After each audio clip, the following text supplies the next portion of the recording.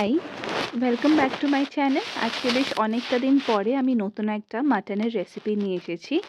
আর অন্য মতনই এই রেসিপিটা ভীষণ লাইট আর খেতে ভীষণ টেস্টিও হয় আর ইজি। এটা কিছু আমি ম্যারিনেট করে রেখে দেবো মাটনটাকে। তার জন্য দই, একটু হলুদ গুঁড়ো, লঙ্কা গুঁড়ো, নুন আর সর্ষের তেল দিয়ে আমি এটাকে ম্যারিনেট করে দেব। আর ম্যারিনেট করার পরে আমি একটা স্পেশাল মশলাও বানাবো, যেটা কিনা আমি এখানে শো করে দেবো। তো এই রেসিপিটা দেখতে দেখতে আমি একটা গল্প বলবো। মানে ব্যাপারটা হচ্ছে, যবে থেকে আমার বেবি হয়েছে আমি অনেক কিছু শুনেছি, এরকম করা উচিত, এটা করা উচিত, ওটা করা উচিত নয়, অনেক কিছু। আর আমি শুরুর থেকেই কিন্তু আমি ডক্টরসরা যেরকম রাখতে বলে আর যা যা করা উচিত আমি সেটাই মেনে চলেছি। তার জন্য আমাকে অনেকরা বলেছে যে সবসময় ডাক্তারের কথা মানতে নেই, এই ঠিক ওই ঠিক। তো এরকম অনেক কিছু আছে যেটা আমি আজকে এখানে শেয়ার করতে চাই, যাতে আমার ভিডিওটা যারা দেখছে, ফিউচারে যারা মম হবে আর কি, তারা একটু জানতে পারবে। তো দেখুন, ম্যারিনেটটা আমার হয়ে গেছে। এবার আমি গরম করে নেব তেলটা, আর আমি আলুগুলোকেও ভেজে নেব। তো সবার প্রথমে একটা কথা আপনি শুনেই থাকবেন, যখন আপনি মা হবেন বা if you are already a mother, যে আহ, সব সময় তেল মালিশ করো সর্ষের তেল দিয়ে। দেখুন, সর্ষের তেলটা কিন্তু আগে ইউজ করা হতো। ইনফ্যাক্ট আমরাও সর্ষের তেল মেখেই কিন্তু বড় হয়েছি, কিন্তু এখন নিশ্চয়ই কোনো রিসার্চের ক্ষেত্রে এটা বেরিয়েছে যে সর্ষের তেলটা হয়তো অতটাও সেফ নয় যতটা আমরা মানতাম। অ্যান্ড ওটার জায়গায় আমরা কোকোনাট অয়েল, যেরকম আমার বেবি শুরুর থেকেই কোকোনাট অয়েলে আমি মাখিয়ে এসেছি। অ্যান্ড আমি কিন্তু very satisfied with coconut oil. এখানে না কোনো বাচ্চার কোনো প্রবলেম হয় না, and it is very safe. দেখুন, আচ্ছা, গুঁড়ো মশলাটা আমি বলে দিই। জিরে, মৌরি, গোলমরিচ আর একটু ঘি, এটাকে আমরা ফাইন একটু হালকা সটে করে নিই। এটাকে একটা পেস্ট বানিয়ে নেবো, আই মিন পাউডার বানিয়ে নেবো, সরি।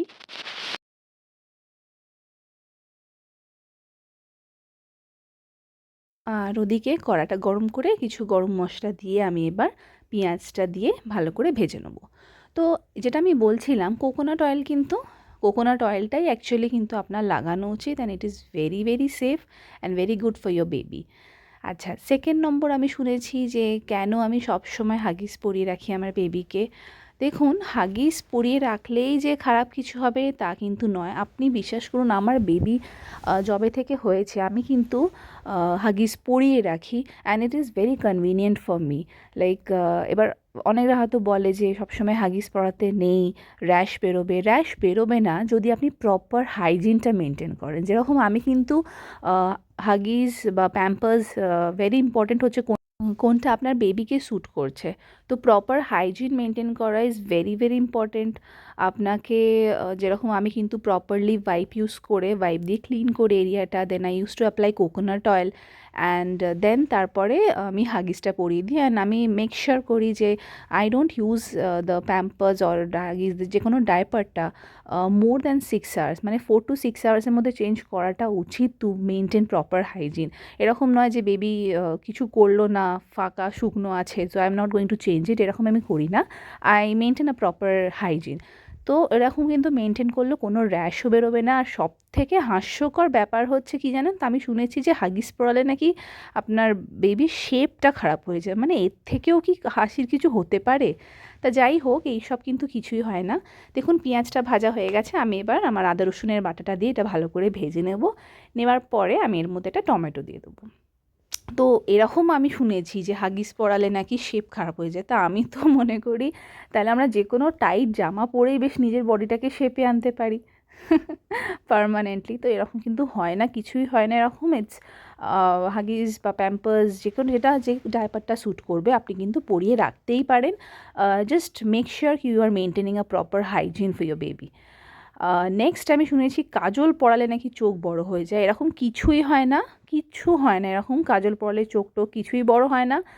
হ্যাঁ, এবার অনেকদের কালচারে এটা আছে, তো সেটা ডিফারেন্ট থিং। কালচারে থাকতে পারে, আপনি লাগাতে পারেন, কিন্তু এইটা বলে লাগানো যে কাজল পরালেই চোখ বড় হয়ে যায়, এরকম কিন্তু কিছুই হয় না।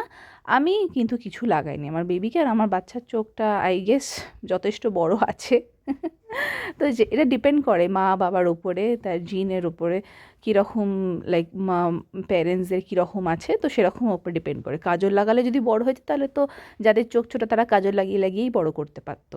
হ্যাঁ, মেকআপের ক্ষেত্রে হতেই পারে, বাট পার্মানেন্টলি কিন্তু হয় না। নেক্সট আমি দেখুন আমার কিন্তু কিছু গুঁড়ো মশলাটা দিয়ে আমি গুঁড়ো মশলা বলতে একটু কাশ্মীরি লঙ্কা গুঁড়ো দিয়ে একটু লালচে লালচে রঙের জন্য, অ্যান্ড আবার একটু অল্প একটু নুনও দিয়ে নিয়েছি। ভালো করে কিন্তু মশলা কষাতে হবে, যত মশলা কষানো যাবে ততই বেশি টেস্ট হয়ে যাবে। আচ্ছা, নেক্সট আরেকটা জিনিস যেটা আমি শুনেছি হচ্ছে যে নাকটা যখন মানে ফেশিয়াল ম্যাসাজ করবে বাচ্চার, তখন নাকি নাকটা ধরে ধরে টানলে নাকি সুন্দর শেপ হয়। তো এরকমও কিন্তু কিছু হয় না, নাক ধরে টানলেই যে শেপ হয়ে যাবে আর নাক ধরে না টানলে শেপ হবে না, এরকমও কিছু হয় না। আর আমি যে কথাগুলো বলছি, মানে আমি যেহেতু এগুলো শুনেছি, আমি কিন্তু এই সব কিছু ডাক্তারের কাছে জিজ্ঞেস করেছি এরকম কিছু কিছু হয়, এরকম বিশ্বাস করুন কিচ্ছু হয় না, কিছুই হয় না। আর আমি শুনেছি যে আমাকে তো অনেকরা বলেওছে যে সবসময় ডাক্তার কি সব জানে। তা আমি বলছি যে ডাক্তারই যদি না জানে তা আমরা কাকে বিশ্বাস করব। যে কোনো শরীর খারাপ বড়দের হচ্ছে, আমরা তো ডাক্তারের কথাই মানছি, তাহলে বাচ্চাদের ক্ষেত্রে কেন আমরা নিজেদের সায়েন্স আর নিজেদের জিনিস লাগাবো? এরকম করাটা উচিত নয়। তা আমি কিন্তু এসব কিছুই করিনি, অ্যান্ড একদম ঠিকঠাকভাবে কিন্তু আমার বেবিকে আপাতত আমি বড় করতে পেরেছি। আচ্ছা, মাংসটা কষে নেওয়ার পরে দেখুন আমি কিন্তু যে মশলাটা বানিয়ে রেখেছিলাম সেটাকে আমি অ্যাড করে নিয়েছি। এটাকে একটু ভালো করে আমরা ভেজে নেব। ইয়েস, দেখুন ভালো করে হয়ে গেছে। আর ঝালটা নিজেদের ইচ্ছের মতন আমি একটুখানি কাঁচা লঙ্কা এখানে অ্যাড করে দিয়েছি, এটা যাদের যেরকম যে ঝাল উচিত খাওয়া, মানে যারা খেতে পারে যেরকম। তারপরে ভাজা আলুগুলোকে আমি দিয়ে দিলাম মাংসের সাথে একটুখানি কষে নেওয়ার জন্য। আচ্ছা, এইভাবে কিন্তু মাংসটা বেশ আমার হয়ে গেল। এবার মাংসটাকে আমি কুকারে দিয়ে দেবো, যাতে করে আমার মাংসটা তাড়াতাড়ি সেদ্ধ হয়ে যায়। না, মাংসটা কিন্তু ডিপেন্ড করে, কোনো মাংস তাড়াতাড়ি কম সিটিতেও হয়ে যায়, কোনোটা তো বেশিক্ষণ রাখতে হয়। So that depends upon depends upon the mutton. And দেখুন আমার একটুখানি গ্রেভিটা বেশি মনে হয়েছে বলে কিন্তু আমি আরেকটু বারে গ্যাস জ্বালিয়ে নিয়েছি আর জলটাকে আমি ফুটিয়ে নিয়েছিলাম। আর এরপরে আমি একটু ঘি আর একটু গরম মশলা এখানে অ্যাড করে নেব, অ্যান্ড আমার tasty healthy mutton curry is ready to be served. তো এইগুলো কিছু কিছু কথা ছিল যেটা আমি আমার বেবির ক্ষেত্রে দেখেছি, আর এখানে অনেক আরও কিছু আছে যেটা আমার ডিসকাস করার আছে, তো সেটা আমি নয় আবার নেক্সট ভিডিওতে করব। আর এইটা thank you so much for watching. আমি মাংসটা দেখুন একটু দেখে দিচ্ছি যে মাংসটা কিন্তু ভীষণ সফট হয়ে গেছে, খাবার খেতে খুবই ভালো লাগবে। অ্যান্ড যদি আমার এই ভিডিওটা আপনার ভালো লেগে থাকে তাহলে আপনি কিন্তু আমার চ্যানেলটাকে সাবস্ক্রাইব করবেন, লাইক করবেন, শেয়ার করবেন, কমেন্ট করবেন। Thank you, by.